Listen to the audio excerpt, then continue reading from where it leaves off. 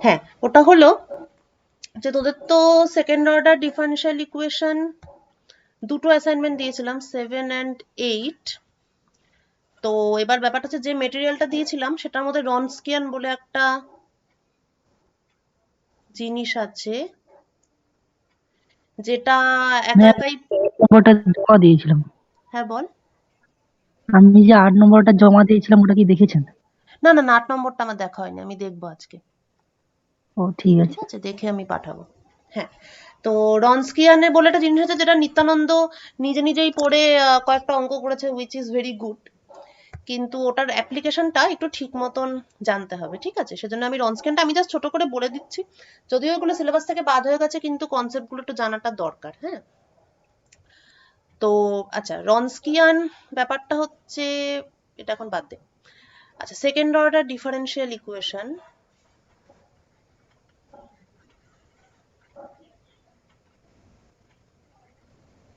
যেহেতু এটা second order differential equation, সেই জন্য সেটার অ্যাকচুয়ালি দুটো লিনিয়ারলি ইন্ডিপেন্ডেন্ট সলিউশন পসিবল। তোরা দেখেছিস যে যখন আমরা সিএফ বের করি, দেখ পার্টিকুলার ইন্টিগ্রালে কোনো আননোন কোএফিসিয়েন্ট থাকে না, দেয়ার ইজ, মানে ওটার তো যে একটা ডেফিনিট ফাংশন বেরোয়, ঠিক আছে, there is no unknown coefficient, একটা নির্দিষ্ট একটা জিনিস বেরোয়।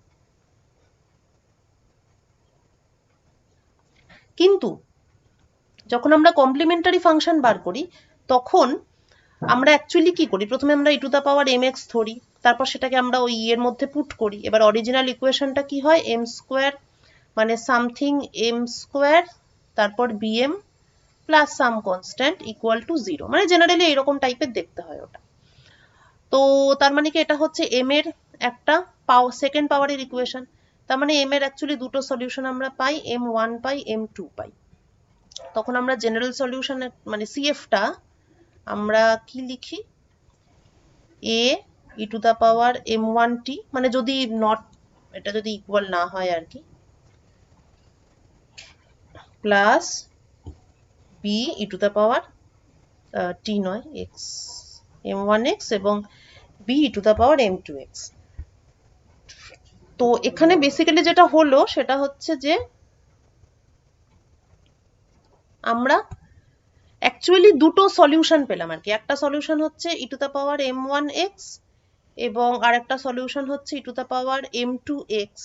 ই to the power m one x কে অরিজিনাল ইকুয়েশনে বসালে, অরিজিনাল যে ইকুয়েশনটা, অর্থাৎ a y double dash plus b y dash plus c y equal to zero, এই যে অরিজিনাল ইকুয়েশনটা, এখানে e to the power m one x বসালেও এটা স্যাটিসফাই করবে, e to the power m two x বসালেও এটা স্যাটিসফাই করবে। অর্থাৎ দুটো সলিউশন আমরা পেলাম for the single second order differential equation. এখন এই যে দুটো সলিউশন আমরা পাচ্ছি, তাহলে ধরা যাক যে কোনো একটা সেকেন্ড অর্ডার ডিফারেনশিয়াল ইকুয়েশনে আমরা দুটো সলিউশন পেয়েছি, y1 এবং y2। হ্যাঁ, এখন যদি আমি জিজ্ঞেস করি যে এরা কি লিনিয়ারলি ইন্ডিপেন্ডেন্ট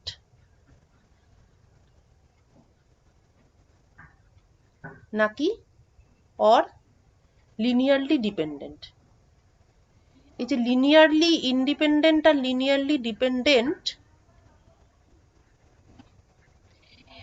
এই কোশ্চেনটা অ্যাকচুয়ালি একটা, মানে কি বলবো, এই যে ফ্যাক্টটা যে কোনো একাধিক ফাংশন ওরা লিনিয়ারলি ইন্ডিপেন্ডেন্ট না ডিপেন্ডেন্ট, এই জিনিসটার একটা খুব সিগনিফিকেন্ট একটা ব্যাপার। এবং যে সমস্ত ফাংশন, মানে এটা সিগনিফিকেন্সটা, এটার মেনলি একটা খুব ইম্পর্টেন্ট সিগনিফিকেন্স হচ্ছে যে কিভাবে বলবো, মানে এই যে তোরা এইগুলো পড়িস না, এই যে i cap, j cap, K cap, ঠিক আছে, ইউনিট ভেক্টর, যেটা দিয়ে 3 ডাইমেনশনে কি হয়, যে কোনো ভেক্টরকে এদের টার্মে লেখা যায়, যে কোনো একটা ভেক্টরকে লেখা যায় a x i cap plus a j k cap, sorry a j নয়, a y j cap plus a z k cap. তো এই যে আই ক্যাপ, জে ক্যাপ আর কে ক্যাপ, এই যে ইউনিট ভেক্টর গুলো যাদের টার্মে যে কোনো ভেক্টরকে তুই লিখতে পারিস, এদেরকে বলা হয় 3 ডাইমেনশনাল যে স্পেসটা আছে তার বেসিস বলা হয় এদেরকে, ঠিক আছে। যেহেতু ভেক্টর গুলো এই স্পেসে আছে তাই এটাকে বলা হয় ভেক্টর স্পেস। সেই ভেক্টর স্পেসের বেসিস হচ্ছে এটা।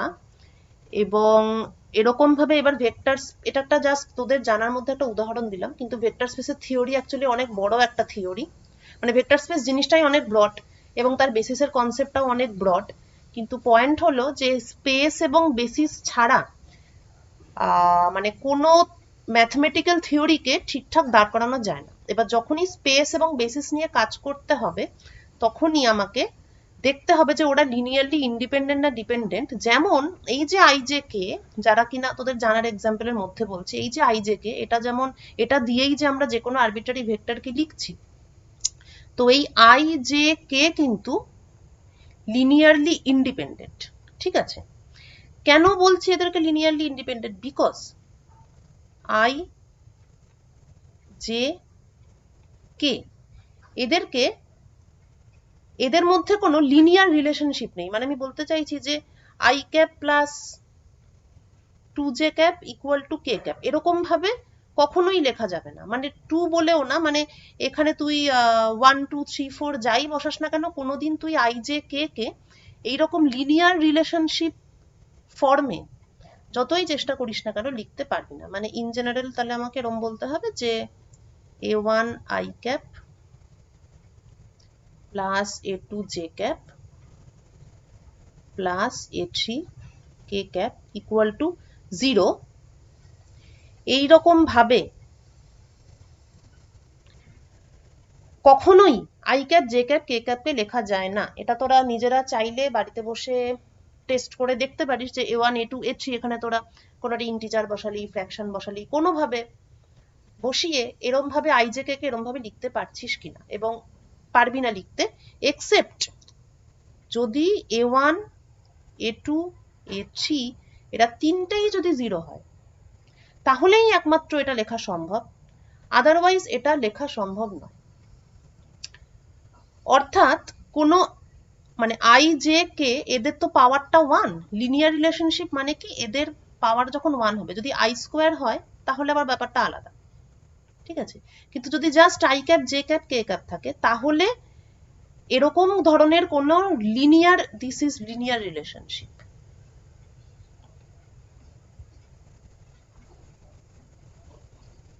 কেননা আই ক্যাপ, জে ক্যাপ, কে ক্যাপের পাওয়ারটা 1। তো এরকম কোনো লিনিয়ার রিলেশনশিপে কখনোই এদেরকে লেখা যায় না। একমাত্র কখন লেখা যায়, যখন তিনটেই 0 হয়, which is a trivial solution. মানে এটা তো কোনো সলিউশন না, a1 a2 a3 এটা তো একটা পার্টিকুলার একটা সলিউশন হলো, কিন্তু আদারওয়াইজ কখনোই এদেরকে এরকম ভাবে লেখা যায় না। এই জন্যই এরা যদি লেখা যেত তাহলে কিন্তু এরা লিনিয়ারলি ডিপেন্ডেন্ট হয়ে যেত, কেননা একটা দিয়ে দুটোকে বা দুটো দিয়ে একটাকে লেখা যাচ্ছে।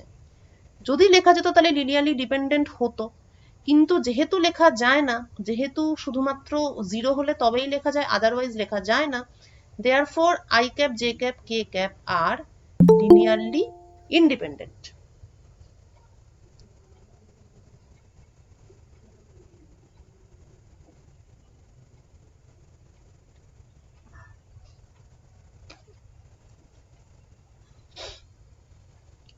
আচ্ছা, এবার একটা মজার উদাহরণ দিই।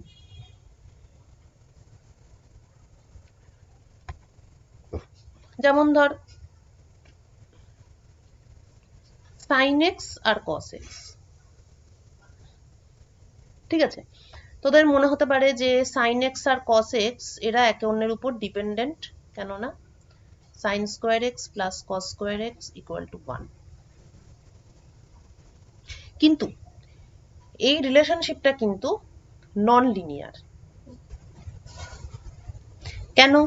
কেননা এখানে sin x এর পাওয়ার 2 এবং cos x এর পাওয়ারও 2। তাহলে এই ডিপেন্ডেন্সটা কিন্তু নন লিনিয়ার ডিপেন্ডেন্স। হ্যাঁ, এখন আমি যদি তোকে বলি যে তাহলে sin x আর cos x কি লিনিয়ারলি ডিপেন্ডেন্ট না ইন্ডিপেন্ডেন্ট, তার মানে হচ্ছে তোকে জিজ্ঞেস করা হচ্ছে যে a sin x plus b cos x equal to 0, এরম ভাবে এদেরকে লেখা যায় কিনা যেখানে a আর b হচ্ছে নন জিরো। ঠিক আছে, কোনোভাবে a আর b এর ভ্যালু 1 2 3 4 5 6 কোনোভাবে +1 -1 কোনোভাবে এনি হাউ এরম ভাবে লেখা যায় কিনা। যদি এভাবে লেখা যায় তাহলে এটা মানে ইফ ইয়েস তাহলে এটা লিনিয়ারলি ডিপেন্ডেন্ট, ইফ নো তাহলে এটা লিনিয়ারলি ইন্ডিপেন্ডেন্ট। এখন প্রশ্ন হলো যে যখনই আমাকে দুটো ফাংশন দিয়ে দেবে বা হ্যাঁ মানে দুই বা তার বেশি ফাংশন দিয়ে দেবে, তো সেটাকে যদি বলে লিনিয়ারলি ডিপেন্ডেন্ট না ইন্ডিপেন্ডেন্ট, তো আমরা কি বারবার এবিসিডি করে ইকুয়েশন লিখে সলিউশন বেরোচ্ছে কিনা ওরকম ভাবে দেখবো না। This process can be made much simpler by calculating certain physical quantity বলাটা ঠিক হবে না, এটা actually mathematical quantity, by calculating a certain quantity called Wronskian. এই জিনিসটা খুবই সুন্দর। রনস্কিয়ানটা কি? রনস্কিয়ান হচ্ছে suppose you are to check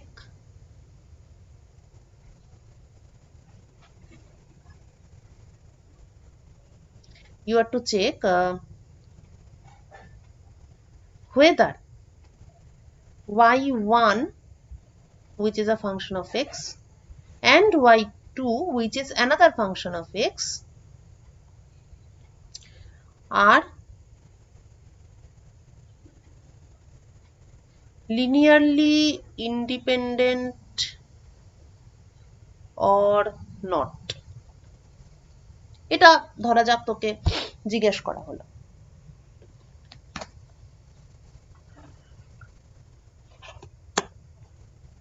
তখন তোদেরকে কি করতে হবে?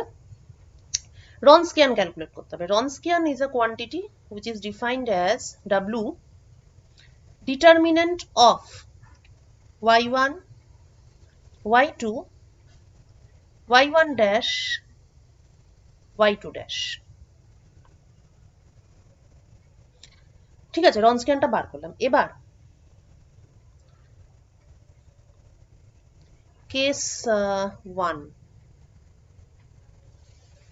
ধরা যাক রনস্কিয়ান বার করে দেখলি যে রনস্কিয়ানটা 0 এলো। রনস্কিয়ান 0 আসার মানে হচ্ছে y1 y2 dash minus y2 y1 dash equal to 0 or y2 dash by y2 is equal to y1 dash by y1। এক মিনিট,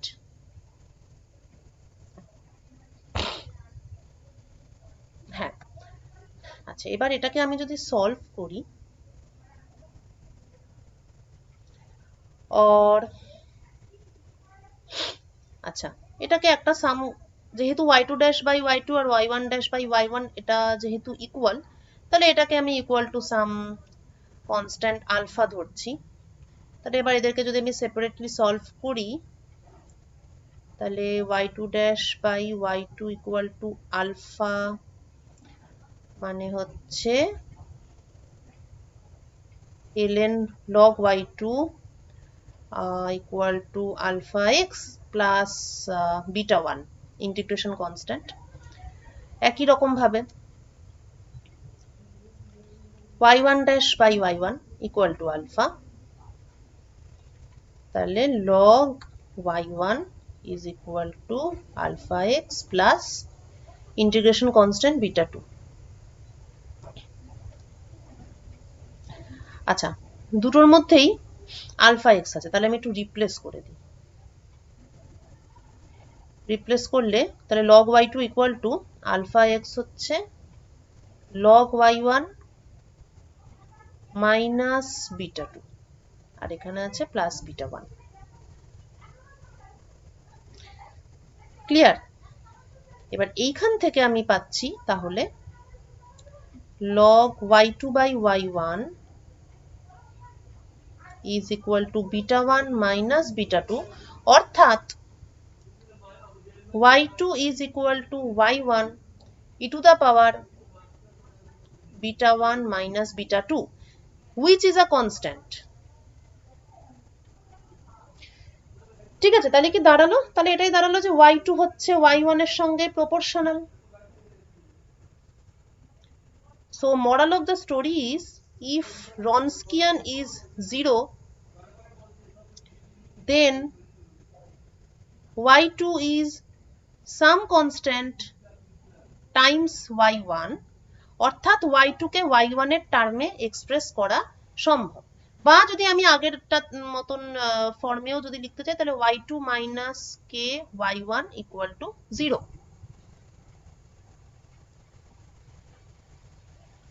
ঠিক, তার মানে y1 আর y2 এর মধ্যে একটা লিনিয়ার রিলেশনশিপ এক্সিস্ট করে, এবং এখান থেকেও এটা ইজিলি বলা যায় যে এরা মোটেও লিনিয়ারলি ইন্ডিপেন্ডেন্ট নয়। ওদের পাওয়ার যখন 1, সেই অবস্থায় ওদের মধ্যে একটা ডিপেন্ডেন্স আছে।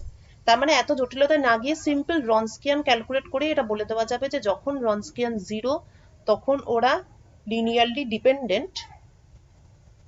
সুতরাং যখন রনস্কিয়ান নন জিরো তখন ওরা লিনিয়ারলি ইন্ডিপেন্ডেন্ট।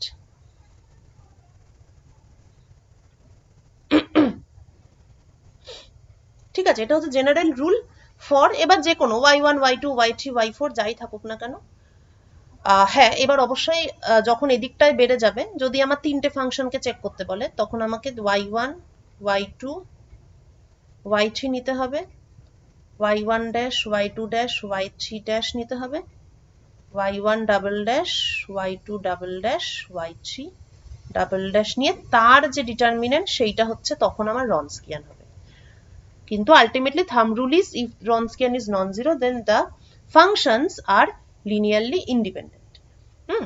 তাহলে রনস্কিয়ানের অন্যতম অ্যাপ্লিকেশন হচ্ছে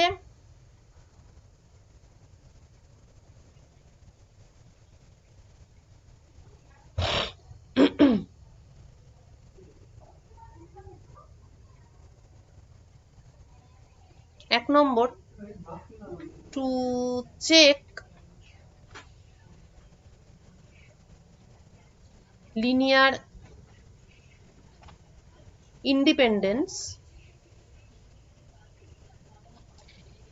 এছাড়া 2 নম্বর, আচ্ছা 2 নম্বর হচ্ছে যে তোরা second order differential equation solve করার যে মেথডটা শিখলি সেটা হচ্ছে সিএফ বের করা এবং পিআই বের করা। কিন্তু এই যে একটা সহজ সরল যে মেথড, বিশেষ করে সিএফ যেভাবে বেরোলো, এই মেথড সবসময় কাজ করে না। হ্যাঁ, এমন অনেক জটিল এবং বাজে টাইপের ডিফারেনশিয়াল ইকুয়েশন হয় যেখানে এরকম simple y equal to E to the power mx এই ট্রায়াল ফর্মে ধরে তোর সলিউশন বেরোবে না। সেক্ষেত্রে সেটা তোরা পরের সেমিস্টার গুলোতে পড়বি। আচ্ছা, স্পেস এবং বেসিসের যেই কথাগুলো বললাম এগুলোও তোরা পরে পড়বি ইন ডিটেল। আচ্ছা, তো সিএফ অনেক সময় এত ইজিলি বের করা যায় না, তখন power series solution, Frobenius method, F এটা ঠিক আছে, ফ্রবেনিয়াস মেথড, এইরকম সব নানান রকম থিওরি অ্যাপ্লাই করতে হয়। এবং অনেক সময় দেখা যায় যে সিএফ যখন আমরা বের করছি সেখানে যেমন আমরা already E to the power m1x E to the power m2x এই টাইপের দুটো সলিউশন আমরা পেয়ে যাচ্ছি, কিন্তু এইসব মেথডে অনেক সময় দেখা যাবে যে একটাই সলিউশন পাওয়া গেল, অনলি ওয়ান সলিউশন। বা এমনও হতে পারে যে দুটো সলিউশন পাওয়া গেল কিন্তু তারা লিনিয়ারলি ইন্ডিপেন্ডেন্ট নয়, তারা লিনিয়ারলি ডিপেন্ডেন্ট। এবার সেকেন্ড অর্ডার ডিফারেনশিয়াল ইকুয়েশনের কিন্তু linearly independent solution should exist. ঠিক আছে, যে কোনো সেকেন্ড অর্ডার ডিফারেন্সিয়াল ইকুয়েশনেরই কিন্তু লিনিয়ারলি ইন্ডিপেন্ডেন্ট সলিউশন থাকে। এবার সেটা আমরা বের করতে পারছি না, সেটা আমাদের ম্যাথমেটিক্সের লিমিটেশন, কিন্তু থাকবে, ইট এক্সিস্টস ইন প্রিন্সিপাল। তো যদি সোজা আঙুলে ঘি না ওঠে, হ্যাঁ, যদি স্ট্যান্ডার্ড রুলে লিনিয়ারলি ইন্ডিপেন্ডেন্ট দুটো সলিউশন না পাওয়া যায়,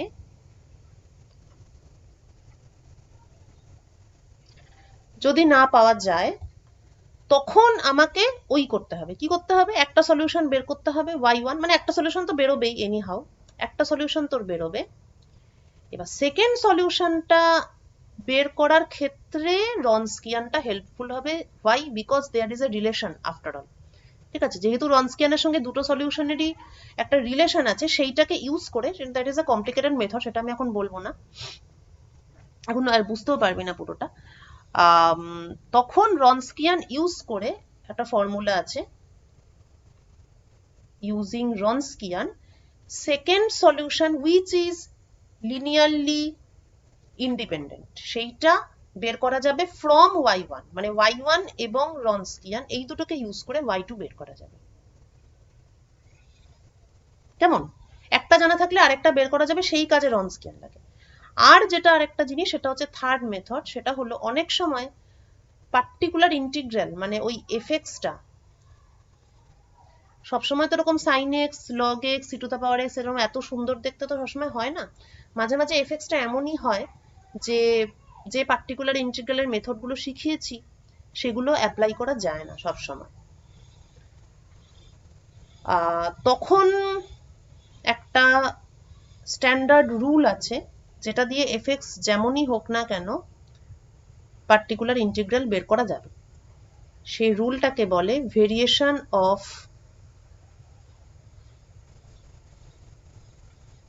প্যারামিটারস রুল। তো সেই variation of parameters rule apply করে পার্টিকুলার ইন্টিগ্রাল বার করতে গেলেও রনস্কিয়ান কাজে লাগে। ঠিক আছে, তবে ইন এনি কেস এগুলো এমনিতেও ম্যাথ অনার্সের খুব আর কি ইনভলভ টপিক। আর আমি মানে আমার যতটুকু এক্সপিরিয়েন্স আছে ফিজিক্সের খুব মানে যখন রিসার্চ লেভেলে যাবি তখন হয়তো লাগবে, আদারওয়াইজ মানে ভেরিয়েশন অফ প্যারামিটারস ইউজ করতে এইটা লাগে। এই যে তার আগে যেটা বললাম যে ফ্রবেনিয়াস মেথডে হয়তো একটা সলিউশন বেরোলো, সেখান থেকে সেকেন্ড সলিউশনটা বার করার জন্য ডনস্কিয়ান, সেইটা লাগে। কিন্তু এই ভেরিয়েশন অফ প্যারামিটারস রুলটা সাধারণত ফিজিক্সে আমরা যে ধরনের ইকুয়েশন সাধারণত পাই তাতে লাগে না। এবার খুব অ্যাডভান্সড রিসার্চে লাগতেই পারে, সেখানে সবই লাগতে পারে। তো যাই হোক ব্যাপারটা, এবার এই জিনিসটা কোনো ম্যাথ অনার্সের বইতে এগুলো অ্যাকচুয়ালি ডিটেলে থাকে, আর যদি ম্যাথ জেনেরিকে থাকে তাহলে সেখানে তোরা জানতে পারবি। আর যদি তোরা still if you are more interested, তাহলে আমি যে মেটেরিয়ালটা অলরেডি পাঠিয়েছি সেখানে ভেরিয়েশন অফ প্যারামিটারস কিছুই না, একটা পাতি ফর্মুলা, নাথিং এলস। তো সেখানে এই ব্যাপারটা ডিসকাস করা আছে, সেটা তোরা দেখে নিতে পারিস ওখান থেকে। তো আচ্ছা, রনস্কিয়ানের ডিসকাশনটা এতটাই। এইবার আমরা